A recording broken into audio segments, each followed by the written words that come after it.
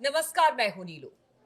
तो ईरान और अमेरिका के बीच परमाणु समझौते को लेकर लगातार बातचीत आगे बढ़ रही है, लेकिन इस बीच एक बड़ी खबर सामने आ रही है। इजराइल ईरान पर हमला करने वाला है और कहा यह जा रहा है कि बहुत सारी बातों को लेकर अब ऐसे कयास लगाए जा रहे हैं कि इजराइल जो है वो अमेरिका की बात भी नहीं सुन रहा है और हमला करने की ईरान की तरफ से ईरान पर उसकी पूरी तैयारी है। आखिर ऐसा क्यों कहा जा रहा है?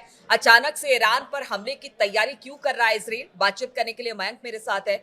मयंक, ये बड़ी खबर आ रही है कि जहां एक तरफ अमेरिका बातचीत कर रहा है, अमेरिका इजराइल के बेहद करीबी है, कहा यह जाता है कि इजराइल भी अमेरिका की बात सुनता है। अब ऐसे में ये जो खबर आ रही है कि हमला करने वाला है और खास तौर पर ऐसी जगह पर जहां पर उनके न्यूक्लियर प्रोग्राम ईरान के चल रहे हैं, जहां पर इजराइल हमला करने वाला है, क्या खबर और देखिए क्यों ऐसी खबर खबर आ रही है? खबर ये है, एक यूएस इंटेलिजेंस की रिपोर्ट जो है इस समय सोशल मीडिया में और इंटरनेशनल मीडिया में चर्चा का मुद्दा बनी हुई है। और बताया ये जा रहा है कि यूएस की इंटेलिजेंस की रिपोर्ट से ये खुलासा हुआ है कि इजराइल बहुत जल्दी, इंसिस्ट करना चाहेंगे हम, बहुत जल्दी ईरान के न्यूक्लियर साइट्स पर बड़ा हमला कर सकता है। ऐसा अमेरिका खुफिया विभाग की एक इंटेलिजेंस रिपोर्ट में कहा गया है।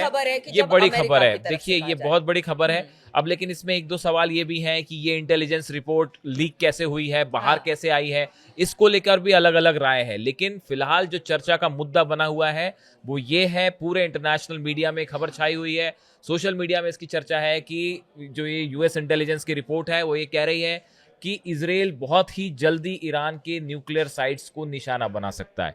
अब देखिए ये खबर एक ऐसे वक्त पे आई है जब आपने जो ईरान और अमेरिका की न्यूक्लियर डील की जो बात की है, न्यूक्लियर डील अब ऑलमोस्ट कोलैप्स कर गई है। अगर हम इसको साफ शब्दों में कहना चाहें तो जिस पॉइंट पे अब अमेरिका और ईरान आके खड़े हैं, इससे आगे बात बनती बिल्कुल भी दिखाई नहीं दे रही है। और हम ऐसा क्यों कह रहे हैं? देखिए ये कहा जा रहा है कि अमेरिका की तरफ से, जैसा कि ट्रंप ने कहा था कतर से निकलने के पहले, कि हमने जो है वो एक नया प्रपोजल सौंप दिया है ईरान को। अब फैसला ईरान को करना है और जल्दी फैसला करना है, वरना इसके परिणाम बुरे होंगे। इस तरह की बात ट्रंप ने कही थी।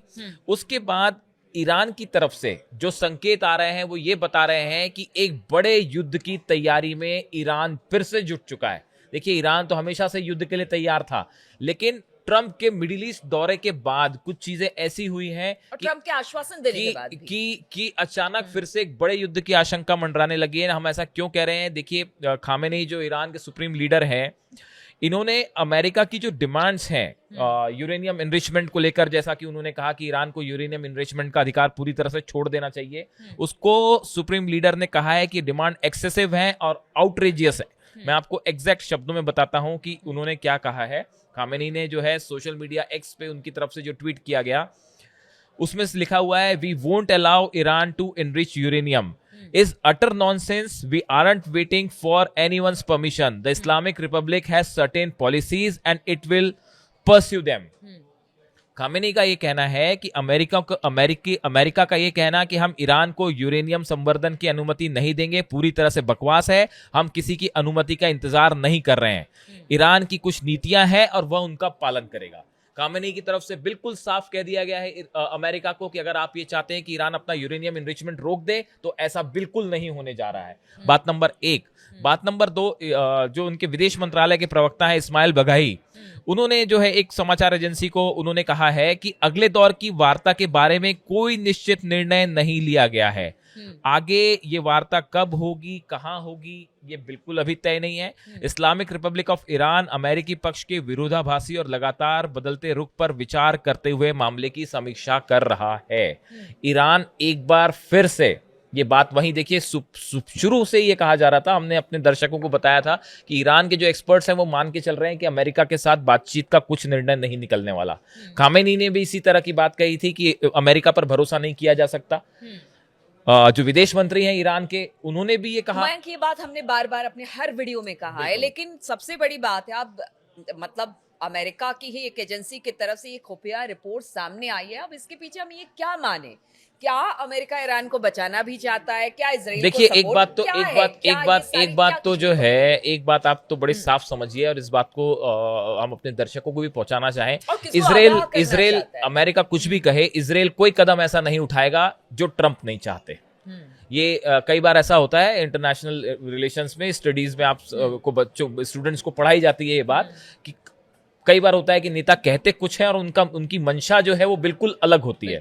तो ये एक सिर्फ चर्चा का मुद्दा है। इसको कोई एक्सपर्ट इस पे विश्वास नहीं करेगा कि नेतन्याहू कोई ऐसा कदम उठा लेंगे जो ट्रंप नहीं चाहते हैं। और बिना अमेरिका के नेतन्याहू की भी बात अगर करते हैं। अमेरिका इजराइल से सपोर्ट वापस ले ले तो उसका नतीजा क्या होगा पूरी दुनिया जानती बिल्कुल, है। बिल्कुल। ईरान ने जब 180 मिसाइल्स फायर की थी इजराइल के ऊपर तो क्या नतीजा हुआ था सबने देखा।